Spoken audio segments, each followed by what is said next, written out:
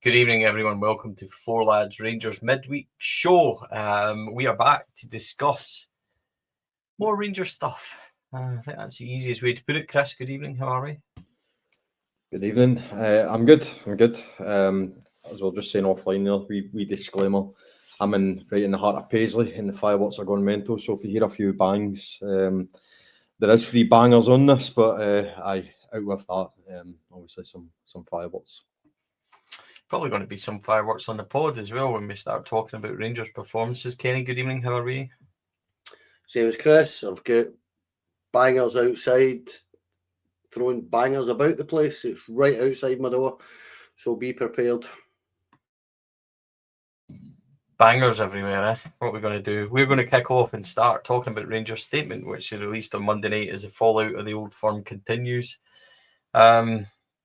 This statement, I'll read it to you. It says, the handling of key incidents during Sunday's semi-final has again raised legitimate concerns about the consistency of refereeing in Scottish football. Club representatives met with the Scottish FA this evening to seek explanations for major decisions in the match, including the incident between Jack Butland and Austin Trusty.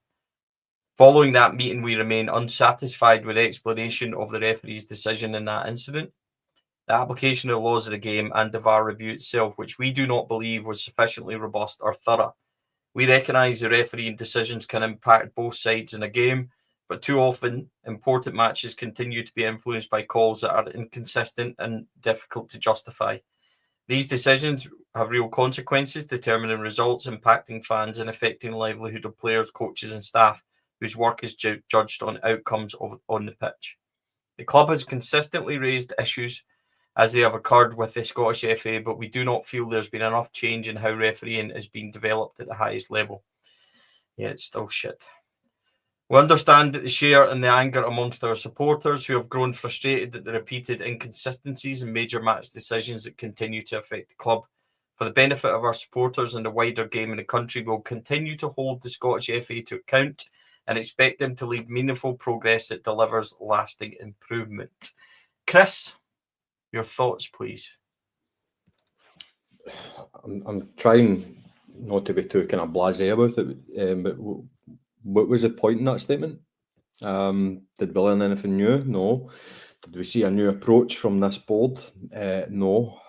It was weak, it was soft, and not good enough. See, to be honest with you, Stevie, when it comes to stuff like this anyway, I'm sick of words. Action needs to be taken. Now, what that action is, I'm not entirely sure, so I don't have an answer for that. But you know what? I'm not paid to make these decisions. But do I believe that Patrick Stewart went into that meeting and kicked up fuck, for one for a better phrase? No, I do not.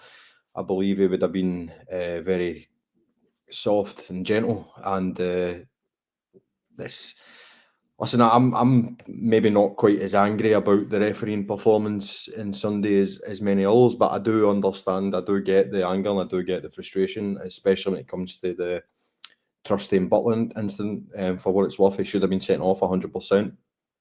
For what it's worth as well, if it matters, I do believe that Asgard, his red card was correct also, but that just shows the inconsistency. Both, for me, were endangering an opponent. Or potentially endangering an opponent. So I totally understand the frustration. I do totally understand the frustration when it comes to a certain fixture as well. But that statement's going to do nothing. It's not going to appease us. It's not going to put any pressure on the SFA. It's a nothing statement that, as I say, is pointless, weak, and quite frankly, I don't want to have too strong a language in this, Stevie, but came across a bit pathetic, didn't it? Action speak louder than words, as they say, and I understand with this platform, Stevie, people will then say, but what action? I don't particularly have the answers to that, but again, if you gave me 250,000, 300,000, which Patrick Stewart's probably getting, then I could probably come up with something. Kenny, your thoughts on the statement? Rangers say, following that meeting, we remain unsatisfied with the explanation of the referee's decision. Yeah. What are you going to do about it, Rangers? That's exactly the question that needs to be asked. this statement is like the last statement and the statement before. It's just the same statement, slightly differently worded. So the question now is, what do you intend to do about it? Because I understand what Chris is saying, that he's probably more concerned about Rangers' performance than the refereeing performance on Sunday, because I think we all are, in truth. But for me, this is a difficult one, because words mean nothing, absolutely nothing. So actions speak far louder. So what do you go and do about it is the key,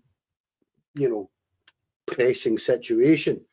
And for me, what you need to do from here, if you're being 100% blunt about it, is go after Willie Collum.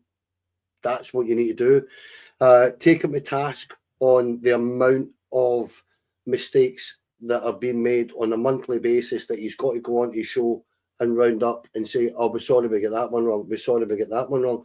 The only way to go about this, I think, is to actually target the referees.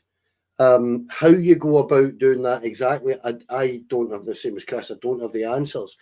But for me, you have to question, have the standards improved since Willie Collum turned up? No, they've got worse, if anything.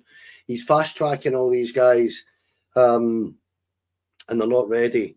And the VAR decisions at times are the ones that really frustrate, because if a referee makes a decision, that's exactly what the cameras are there for, to help the two other guys that are sitting there, making sure that there's no clear and obvious errors. And you see Sunday's incident with Austin Trusty. Now, I know there's one individual that's turning around and saying he thinks that there's not enough force. But the issue is, there doesn't need to be any force when you kick someone in the head for it to endanger an opponent. So it's a straight red card. So you're now sitting there with effectively a referee, his two assistants, the VAR referee, and his assistant, all five of them, and none of them can make it, and a fourth official for that matter. So there's 6 officials, and not one of them think that's a red card. You need to do something about that. And that, for me, is to turn around and actually perhaps get other clubs on board. I don't know if you can do that, but you need to do something about this, because statements mean nothing. It's like a wet bit of paper. It really is. It's just boring and tedious, and we've seen it all before, Stevie. So that would be my solution, is that you actually start highlighting it very publicly and go after the man that's in charge of it. Just going to highlight a comment here from Jordan. I've said it before, I'll say it again. You do not need to make donations to this channel. We really appreciate it when you do. Jordan's made a really generous one, but he says, I don't see why we should have to wait until the end of the month for Column Show to get VAR audio. No reason why it shouldn't be broadcast in real time to give people a chance to understand how officials came to a decision. My own thoughts on Rangers' statement was that sometimes you're better just not to say anything, rather than just say something for the sake of it. And I feel like we said something for the sake of it. I feel like it came across as being weak. If I was going to do a statement, I would have made it a lot shorter than the 7 paragraphs that it was. It was a whole lot of nothing. And that's really where it left people thinking. I would have phrased it really shorter. We have met with the SFA. We will continue to dialogue them, and we remain unhappy with the referee's standard and the explanation we were given for the decisions on Sunday. We will consider our next moves carefully. That would have been a lot better than 7 paragraphs of nothing. I understand why the club have to say something, because really they're damned if they do and damned if they don't, because if they don't, people like me will sit and moan about them not saying anything. So I get it completely. But I just feel like it was a whole lot of words and not a lot of action. And people are already pissed off enough that when they see that, that's probably how they're going to feel about it. I just feel like it should have been sharper, Chris. It doesn't need to be ultra aggressive, but it can be more to the point than what looked like a bit of a ramble. Yeah. It kind of, what you say, I totally agree. It was a whole lot of nothing, and the reason that it wasn't a wee bit more kind of sharper and to the point is because they never done anything about it. So they had a meeting. They were, patted in the back by the SFA and sent on their way without any course of action been taken or any tangible efforts to obviously make any changes or to actually get an explanation of what is actually going on here. Now, the thing is, I'm not entirely comfortable about having a full show about this, Stevie, because I don't buy into this paranoia. I don't want to say it's paranoia because it is actual fact, but you know, I don't want it to become, you know, a real paranoia narrative, especially when you consider you look at the appointment for the next game. It's David McDermott. It doesn't matter who the appointment is for the next game or the game after. It's going to be an incompetent referee because none of them are at the standard that is required. So that's the issue. They're not good enough.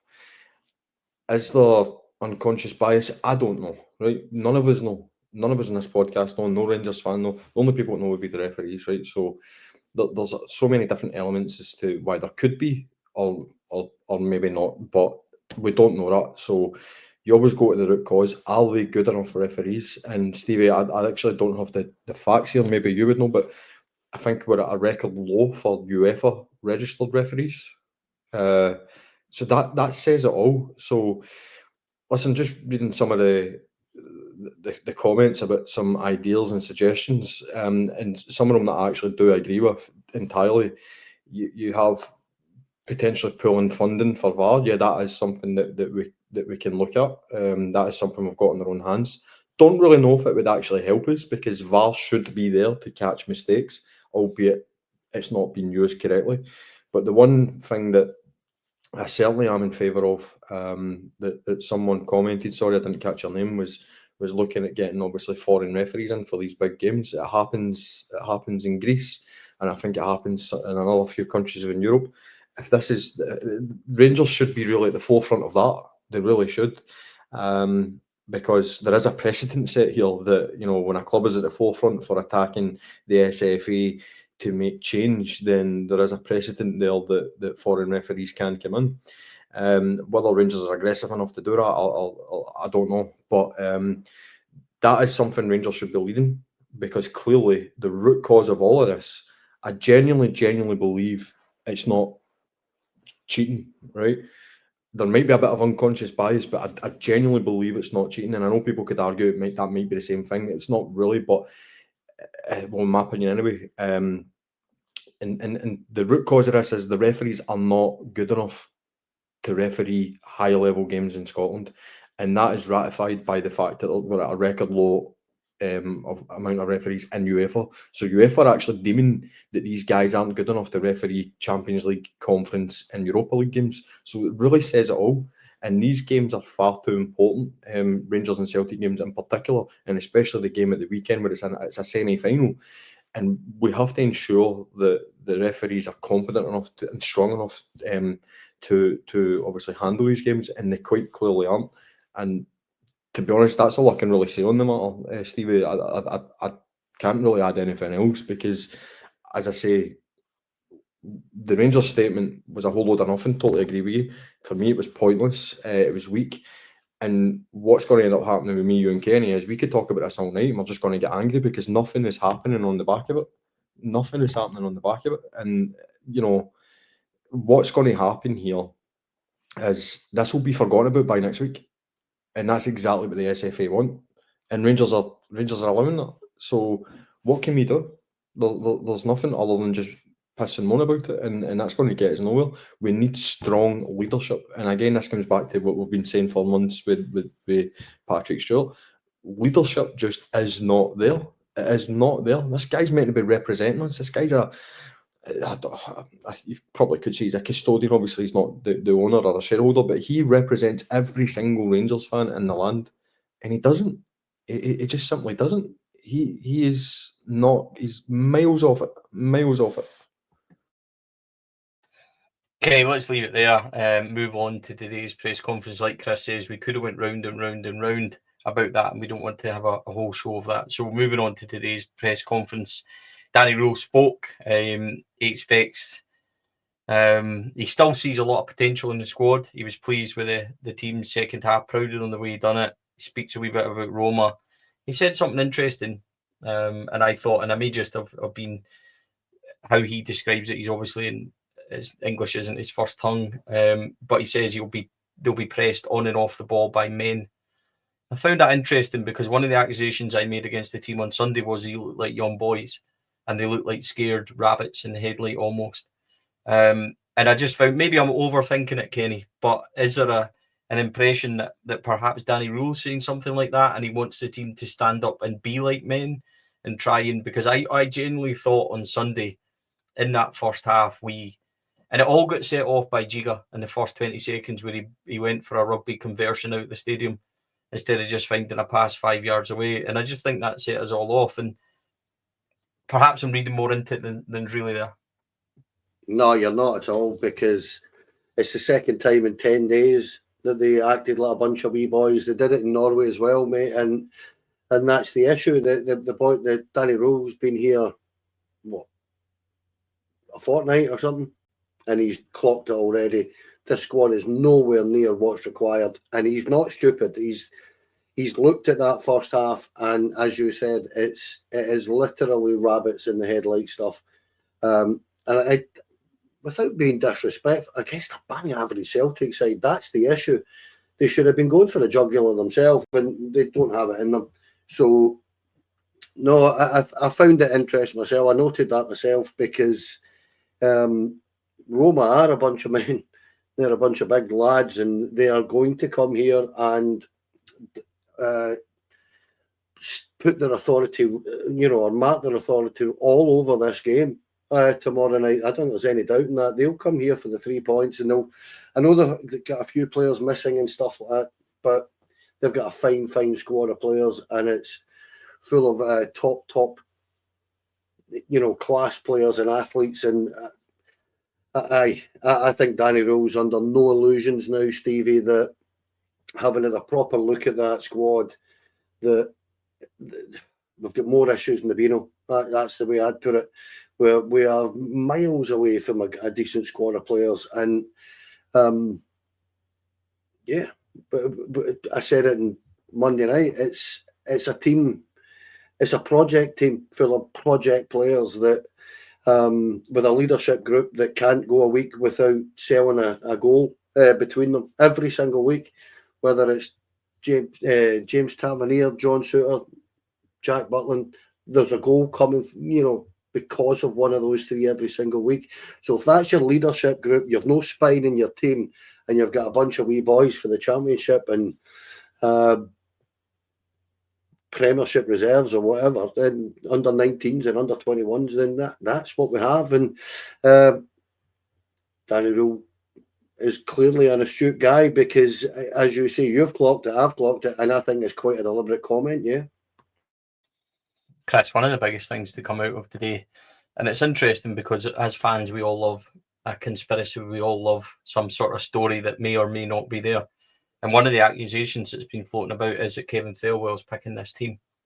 And this kind of starts to grow arms and legs amongst the conspiracy theories when Danny Röhl was asked about Lyall Cameron.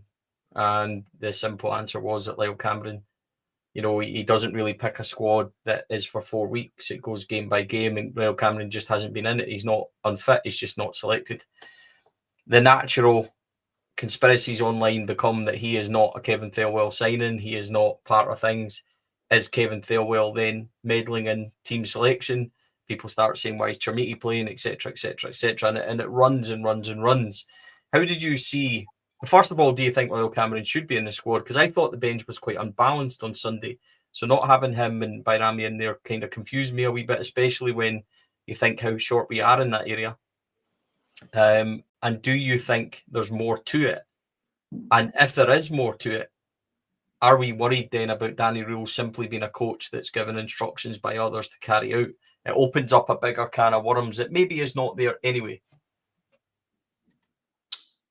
Yeah, you try to set me up. Listen, I'm not getting involved in conspiracies. I'll just deal with what I see as being factual, and the facts are Lyall Cameron hasn't been in the team. In the squad, and Danny Rose confirmed he's fit, so it doesn't seem as being good enough, or you would hope. Do I agree with that? Absolutely not. Lyall Cameron should be in the squad because Lyall Cameron has given more to a Rangers jersey than Joe Rothwell. However, to the conspiracy theory part of it, well, obviously Kevin Thelwell picking the team. Now, listen, no one knows again, and I genuinely would like to believe that that isn't the case, and I'm definitely not saying it is the case, but what is the case, what is unarguable, is certain guys need to be in that squad because of the amount of money that we've spent. They need to be, even if they're not good enough, even if they aren't playing to their full potential, even if they're bang out of form. And you can actually say Chermiti comes under all three of the banners, but you cannot leave guys like Chermiti out that squad when he cost us $8 million. So he's going to be there by default. And by the way, that is wrong. If they aren't bang at it, they shouldn't be there in the squad of 20. But that is why they're there. They're there because we've spent a fortune. People could say, oh, but we've not really spent a fortune in Joe Rothwell. Yes, we have, because, you know, his reported wages that he's on is pretty significant, and we will be spending a fortune on him. And Lyall Cameron's the easy fall guy. Just this wee dude from Dundee who's probably on 5-6 grand a week, didn't cost us a transfer fee. He won't be kicking up a fuss about not being in the squad because he's doesn't seem to be that type of character, which actually is detrimental to him. So listen, I can't lie, and it's always difficult for me because everybody believes I've got this agenda that I want Danny Röhl to fail. It's one lot of bullshit. Like, I want Danny Röhl to be the best manager we've had in my lifetime, and that was the same for Clement, that was the same for Michael Beale, that was the same for Giovanni Van Bronckhorst, Gerrard, etc. Anybody who's the Rangers manager, I want to succeed. It was actually the same for Russell Martin as well. Forgot about him. Anybody who's a Rangers manager, I absolutely want to succeed. Right? This is regardless of who I wanted to be the Rangers manager.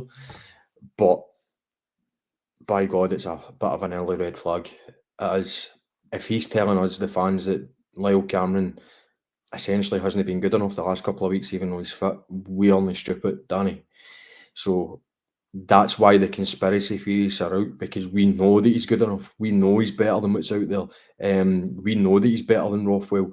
We know that he's probably had more of an impact on the team this year than Diomande. And you'd argue maybe Raskin, because Raskin's not been at it. And yet he's been bombed out the squad altogether. We're no stupid. So that then feeds into people believing that Thelwell is picking the team. Now, again, I want to reiterate, I'm not saying he is picking the team, and I'm not even saying that I think that, but I certainly can understand why people are coming out there, because there's something is going on here. In my opinion, just to repeat myself, Stevie, what I believe is going on is these players need to be in the squad because they've cost a fortune. And when you think about it, many of them won't last. Many of these guys, not many, but some of the guys that we brought in the summer, they'll get punted in January. You can't punt them if they're not playing. You need to get them in that window so that people can see at least what they can kind of bring. And it's wrong. It's wrong. Rangers only about flipping players. Well, obviously the transfer model, we are about that, but you're only going to do it successfully if you win games and win trophies. We are not a team that should be rebuilding every 12 months, and that's what we are. And this is part of the problem. The squad management since Thelwell and Stewart have really taken the reins has been absolutely diabolical. And now we're in a situation where we believe, well, I'm not saying we, but there's chat that Thelwell is picking the team, and this is what it's all boiled down to. This is why we're here, and it's a shit show, an absolute shit show. I always think it's funny when you're reading comments and guys are obviously not quite up to the live speed, and somebody just said, can we complain to UEFA about Lyall Cameron not getting a game? So I'm assuming that he's watching the ref stuff from 5-10 minutes ago. Kenny, could it not be more feasible that Kevin Thelwell in his position simply is acting as a sounding board to Danny Röhl, who's come in with very much no evidence or no experience of this squad or group of players? And Chris is right. You spend $4 million on Telo Asgard, he's got to be in the team. You spend that amount of money on Chermiti, he's got to probably be in the team. Miovski, these guys have got to play. And there's no way you can sit and say that they're playing well or on form. Lyall Cameron very much came as a free transfer, so we can probably afford to say, right, we know he's probably going to make it, and he sits out because we have to try and churn some form out of the others. But at the same time, he really should be in and amongst the squad. Doesn't mean he should be a starter, but he's definitely should be in and amongst it. But it doesn't help the conspiracy theories, as we're kind of mentioned, does it? When did Rangers become a club that, because of the amount of money we paid for them, we had to play them? That's just nonsense to me, mate. I'm sorry, I don't agree with that at all. It might be nonsense to us, Kenny, but surely what Chris is saying has got relevance, and it's got a point. Well, that's what I'm going to say to you, Stevie. That should never be the case. You pick your best 11 for me. Now, Lyall Cameron's a great example of it. He got, 14, 15 goals last season in the Premier League? Sure it was, and plenty of assists. Did very well for Dundee. Has done all right for us when he played at the start of this season. Finlay Curtis is still our third top goal scorer. He's not seen a jersey for weeks and weeks and weeks. You're not telling me he can't play where Ant-Man's playing and do a better job, because he can. Danilo was another prime example. Didn't get a sniff until Danny Röhl came in. Why? When the two strikers weren't scoring any goals. Whether Kevin Thelwell is just guiding or picking is open to debate. I have my suspicions. That's all I'll say. I genuinely do, because I don't believe for 1 minute that when Danny Röhl, from the Brand game to, I think it was a Kilmarnock game, how many changes did he make? 5 or 6? And it was a totally different shape, totally different team, lots of personnel changes, and yet still those two young Scottish boys aren't getting a sniff.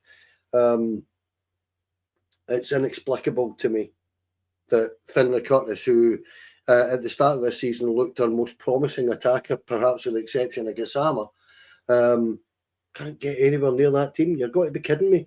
Lyall Cameron, as Chris has said, absolutely deserves his chance as a number 8, because none of our midfield are playing well. Not one of them. Raskin's not playing well. Diamandi's not playing well. Rothwell's non-existent. Connor Barnes, a 6, who's done okay. He had a good game last week. But that's it. So it's a tough question to answer, because what you're saying, I am actually going to say I tend to agree more with the conspiracy theory than just the fact that there's a guidance there, because I just find it inexplicable, as I say, Stevie, that there's certain players in our squad that are proven in our league can't get again. Roma tomorrow night, Chris. This should be a vibrant Ibrox Stadium. It should be a game that we all go into and absolutely relish. It should be one that we're all looking forward to. How do you foresee that one going, and what changes and what lineup, and can we muster a bit of excitement? A result like tomorrow night would certainly give everybody a welcome boost. Diamandi said it was a must win. I would love to see the players go in with that attitude. Roma Ibrox should be stirring, shouldn't it? It should be a massive European night. How do you feel ahead of tomorrow night? I have been thinking about this. This definitely is a stitch up for yourself, Stevie. You get me on Wednesday nights, and it's always the game before the Europa game. Each and every Europa game that has come up that I've been on since I started here, I've predicted not a positive outcome. That's not me saying, haha, listen to me, I was right. But by God, man, have I taken some abuse, especially the Brand game. I just couldn't see where it was coming from. So did I expect a 3-0 defeat? No, I didn't. I really didn't expect that. That even shocked me in that respect. And then obviously, I'm on here the night before Roma. I mean, I fear for the team tomorrow. I fear for the team. I'm going to try and be positive, because I really can't be bothered with the abuse. But a win changes a lot. It changes the mentality of the fans. It could change the mentality of the players. and it gives us a fighting chance to qualify. I just don't see where it comes with, Stevie. I really don't. This is by far the most difficult game that we've faced this year in Europe, in the Europa League. I would say Roma and Bruges are pretty similar, but again, if you really push me for an answer, I would say Roma are better than Bruges. So that's a worry. In terms of the team, I would like Röhl to be a wee bit more pragmatic and pick. This is mad that I'm saying this about this Rangers team. Try and pick them off, but try their hardest, get them on the counter. 5 at the back, flood the midfield, and then just keep. It probably, again, this is mental that I'm saying this. It probably is suited for Churmity because he will run about daft. That's the only way you can really put it. Whereas you know Miłoski. Isn't going to do that. So it's going to be difficult. And I just seen there somebody's commenting, Colin Cooper, Poulsen beat Roma. That's given me a good bit of hope. I did not know that. Because I'll be honest, I've taken zero interest in the Europa League this year. So there you go. 3-0 Rangers, Stevie. Kenny, if we are going to win 3-0, surely he needs to learn a wee bit from Sunday and understand why he was pragmatic. I would keep the 3. Is there potential changes in there? I mean, I think you would have to take Giga out of the firing line because I thought he suffered on Sunday. I think Connor Barron has to come back in. And I also think that we need to have some ball carriers up front. I thought Mikey Moore done enough to start the game tomorrow night. I thought he came on and was really influential. So would I be tempted to go Moore, Churmity, Moore, Gassama as 10s?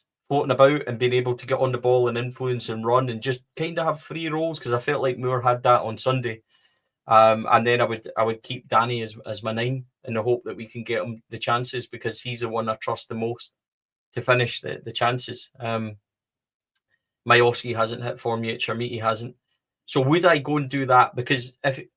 And that's difficult, because then to do that you can only have 2 in midfield, or do you go a 4, which I don't think has been the most solid for us either. So it might be Gassama or Moore, but you do need a ball carrier. I think we saw that on Sunday. One of the main things was we didn't have that, and Joshua called it before the game, and he turned out to be right. We didn't have that out ball. So I think Connor Barron has to play, and I think it's got to be Raskin and Diamandi next to him. So that would leave you with just the 2. I'm not sure Gassama at right back or right wing back, the way he's played before, would be the choice. Tav coming in for Giga on that right side of a 3 kind of makes sense.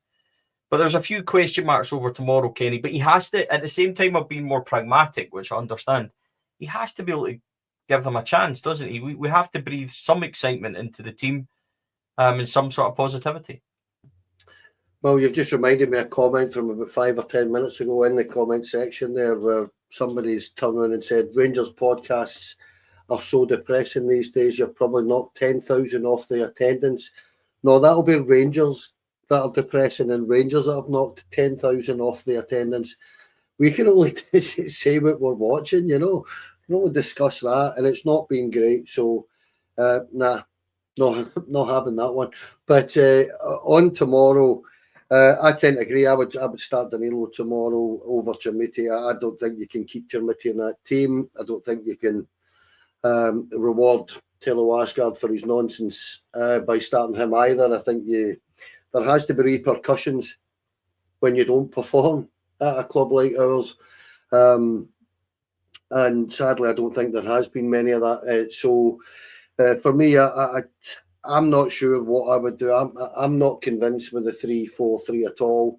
If anything, I'd be likely to resort to a Walter tactic of 5-4-1 more than anything else, and kind of flood the middle of the park as best you can. Personnel wise, it's going to be difficult, because I frankly don't think we're anywhere near good enough. I don't know where they are sitting in Serie A, but I know they've started the season quite well, lost a couple of games recently, so they can be got at. Are we good enough to get at them? I'm not quite sure, but you have to, as you say, kind of try and set them up with the intention of going out and try and score goals. And for that reason, I don't know. I would maybe be inclined to drop Magoma and play Gassama at the left wing back. Probably be inclined to play Tavernier at right wing, at right centre half, and drop Giga, as you say.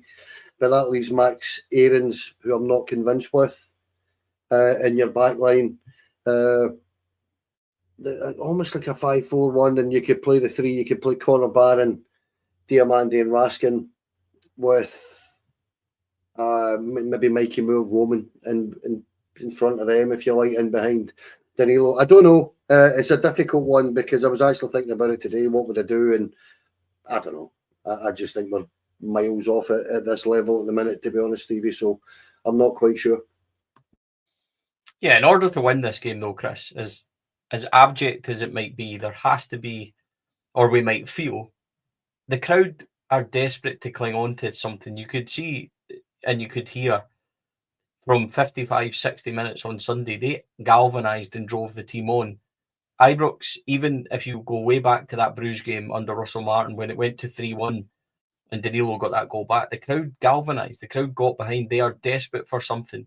They need the fans to be behind them. I understand that, but Rangers also have to galvanise them. And I can't help but think that if we did spark into life somehow, the crowd, it could become a night at Ibrox, a night that might, go a long way. But this is Roma. It's not, this is, I put this up there with probably Steven Gerrard's time, the night that we beat Porto at home 2-0, and Morelos got a couple, and Morelos and Davis, was it? I can't remember. Morelos got the volley, wasn't it? And then I think Dave got the second. I can't quite remember. Somebody will need to remind me.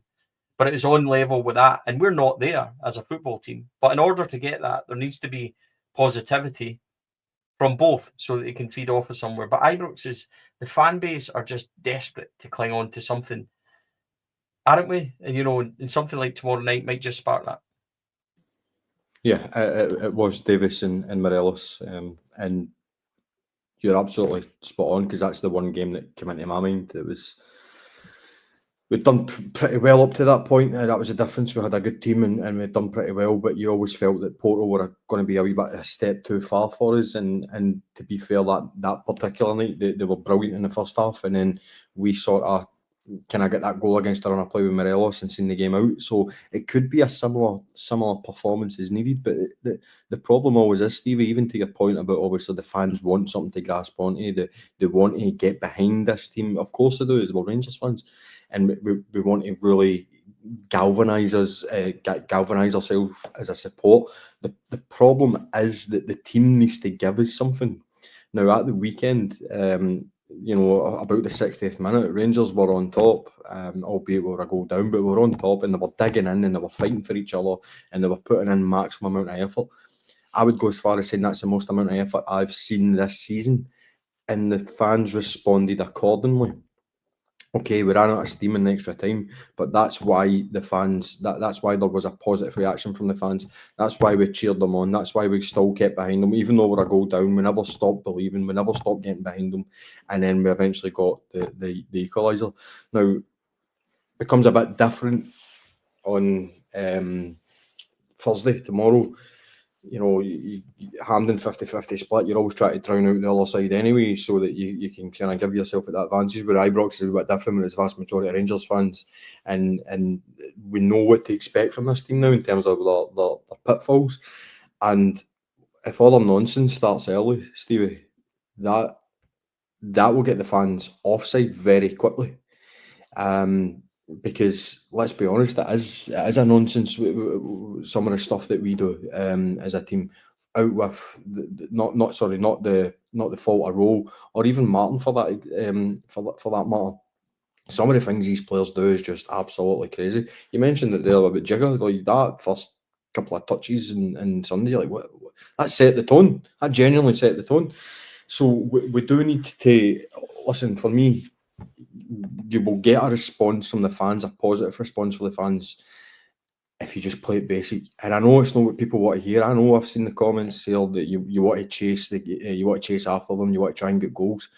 We need to have a certain understanding here that this is a top quality team that will, we start that silly nonsense tomorrow early on, they'll pick us off goal after goal. Mistake after mistake, which will get goal after goal. So I think we need to keep it tight the first 15-20, keep it to the basic, just keeping those 4 or 5 yard passes and completing them, because we weren't even doing that in the first half on Sunday. Hopefully create a chance or two, get your set pieces and stuff like that. Spoil the game a wee bit for Roma. In terms of, stop start. I think we need to be ugly. But they've not got it in them. They really don't, and this is a problem. We as fans know they don't have it in them, but if they show that side on tomorrow, I genuinely believe that the fans will respond accordingly. I really do. But as you've seen at Ibrox, Stevie, Kenny, it can all unravel very quickly, and that's my biggest fear. And again, I'm trying not to be negative. I'm trying to be really positive about this, but it's more realism or me being realistic. It's going to be tough. It's going to be tough, but to end on a positive here, Stevie, if we do pick up something from this, and I include a draw in that, and I mean, a draw might not be good enough, let's be honest, but even for me, if we get a draw at this, I will take that as good momentum for going into the weekend, and I'll certainly be taking it as a positive, absolutely. Yeah, I think so. Kenny, quite a few injuries tomorrow for Roma. Roma only have 3 points in this Europa League so far. Angelino, Evan Ferguson, Leon Bailey and Paulo Dybala miss out. Roma predicted to go with Villar in goals, Hermoso, Indica and Mancini, and a 3 at the back. And they go 5 across the middle with Celik and Lima wide with Arnuyo, Cristiante, Kone, and they've got Sulu and Dovbrik up front. Now, none of them will sound like that in real life because I can't pronounce these things, as you know. But they're predicting a 3-5-2 for Roma, which is interesting, which makes me might think that they would go with Barron, Diamande and Raskin. And maybe you're going Moore and Danilo, or Moore and Gassama, or whoever they go with up front. So it's going to be interesting that way. But a victory tomorrow, there's only 3 points between 36th, where we are rock bottom, waving away up at everybody else, and 22nd.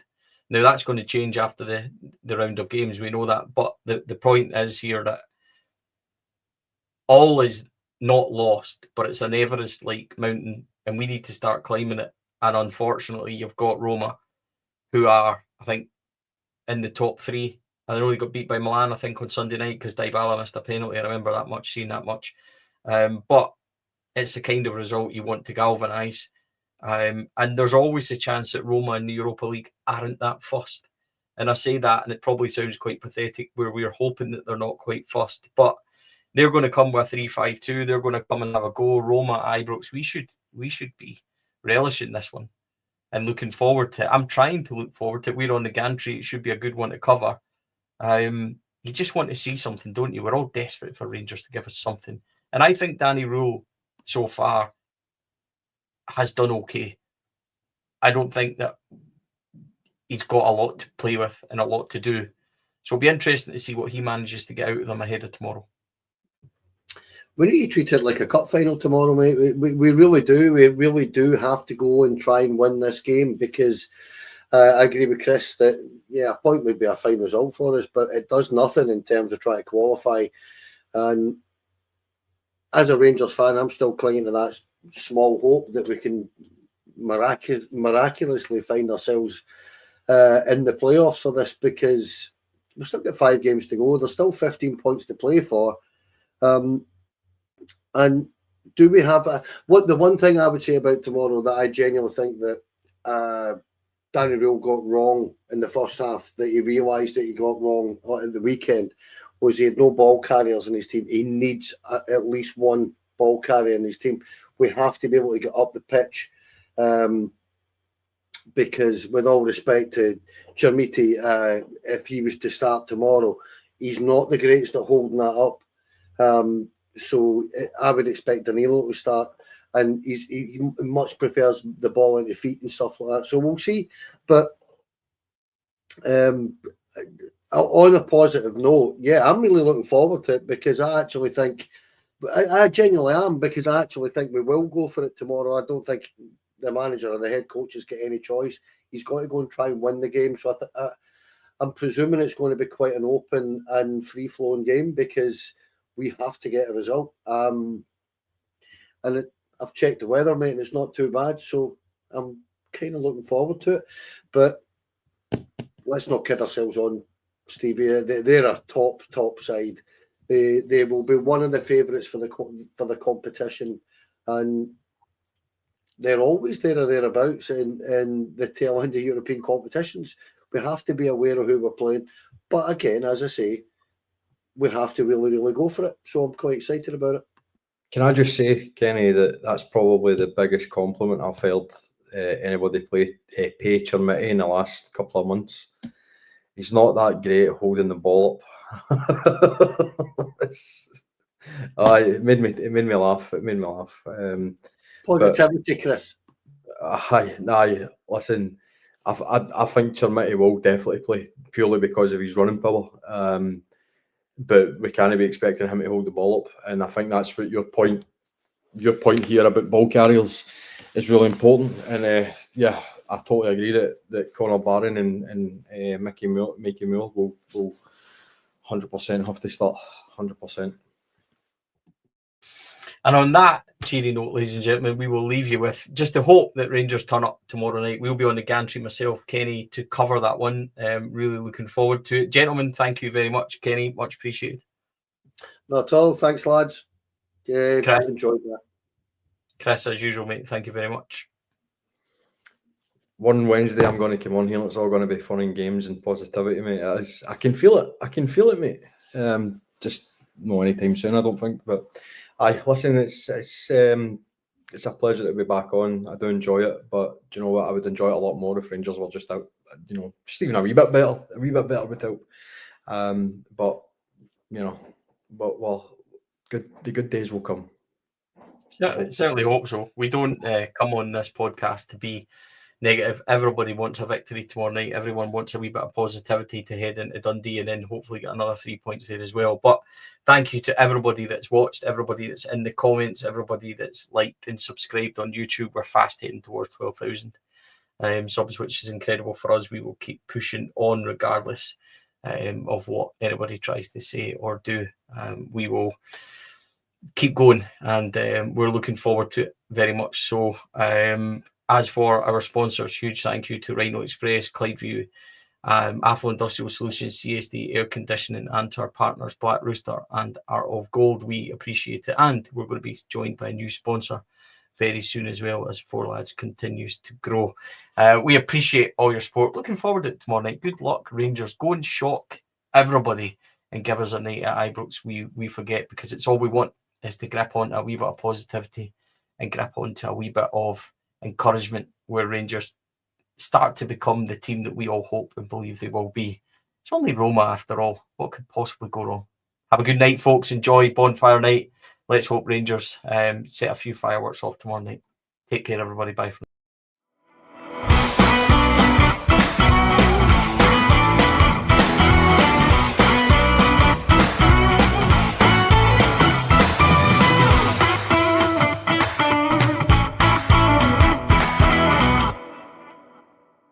The Four Lads podcast is sponsored by Rhino Express, Clydeview Joinery, Afro Industrial Solutions Limited, and CSD Air Conditioning, in partnership with Black Rooster and Art of Gold. Thank you for listening to or watching the podcast. We hope you enjoyed the show.